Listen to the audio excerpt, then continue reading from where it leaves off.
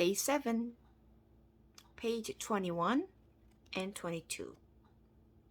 "She's called the Queen Mary," said Evelyn's father, "and you and your mamma and I shall sail on her all the way to London." "What about Pellegrina?" said Evelyn. "I will not go," said Pellegrina. "I will stay." Edward, of course, was not listening. He found the talk around the dinner table excruciatingly dull. In fact, he made a point of not listening if he could help it.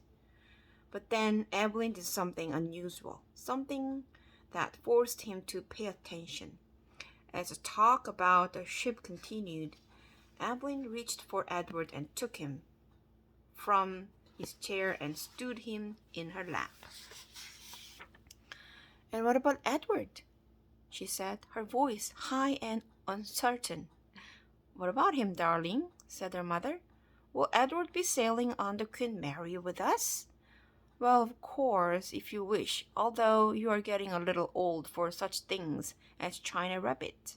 "Nonsense," said Evelyn's father jovially. Who would protect Evelyn if Edward was not there? From the vantage point of Evelyn's lap, Edward could see the whole table spreading out before him in a way that he never could when he was seated in his own chair. He looked upon the glittering array of silverware and glasses and plates. He saw the amused and condescending looks of Evelyn's parents, and then his eyes met Pellegrina's.